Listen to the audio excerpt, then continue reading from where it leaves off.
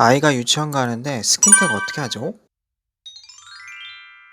저희 병원에 스킨텍 제거로 찾아오신 환자분의 사연입니다. 그분은 아이가 5살인데요. 곧 유치원 가야 한다고 합니다. 스킨텍 제거를 해줄까 고민인데요. 작년 가을에 떼어달라고 해서 알아보는 중에 아이가 별말이 없길래 지나갔는데 유치원 가서 자꾸 뭐냐고 물어보고 만지려고 할까 봐서 미리 제거하고 보낼까 고민 중이라고 하십니다.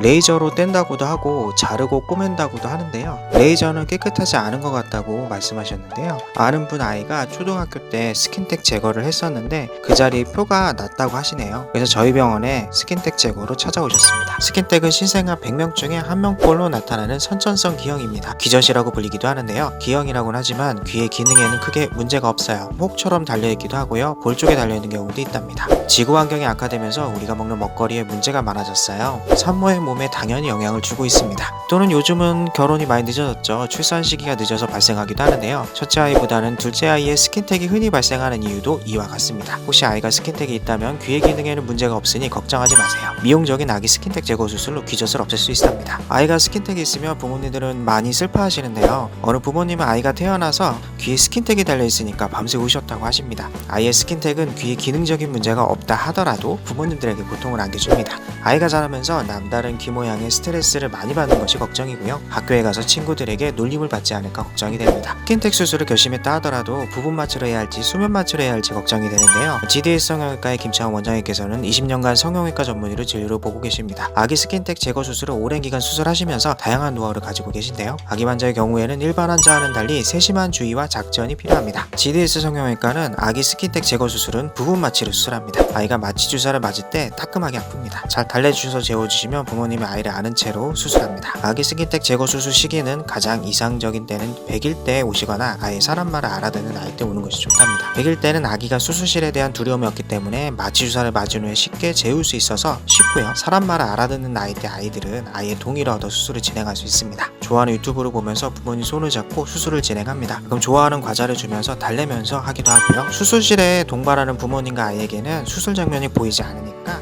걱정하지 마세요. 아이에게 가장 아픈 것은 마취 주사입니다.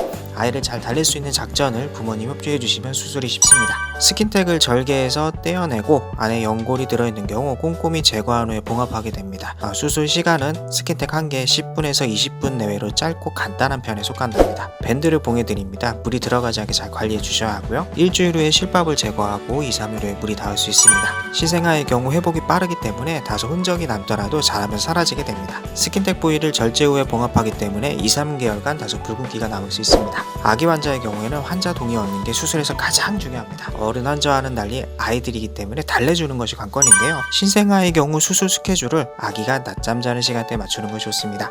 지주사를 맞은 이후에 잠을 자야 됩니다. 병원 오는 길에 낮잠을 못 자도록 깨워주세요. 수술 전날에는 샤워를 시켜주는 것을 권해드리고요. 일주일간 귀 뒤쪽에 밴드를 봉해드리기 때문에 씻기가 어렵습니다. 큰 아이들의 경우에는 핸드폰에 좋아하는 유튜브나 동영상을 저장해 오시는 게 좋습니다. 아이를 달랠 수 있는 과자도 미리 준비하면 좋은데요. 저희 병원은 초콜릿이나 젤리를 구비해두지만 가끔 떨어지는 경우도 있어요. 점점 외모가 경쟁력이 되어가는 사회가 돼가고 있습니다. 사람의 내면까지 확인하기에는 너무나 사회가 빠른 것 같아요. 그러다 보니까 첫인상이 정말 중요해지고 외모에 대한 투자가 미래에 대한 경쟁력으로 이어집니다. 참 슬픈 현실이긴 한데 어쩔 수 없는 거죠. 콤플렉스를 제거하고 우리의 삶도 풍요롭게 만들어줄 거예요. 그럼 여러분들 안녕히 계세요.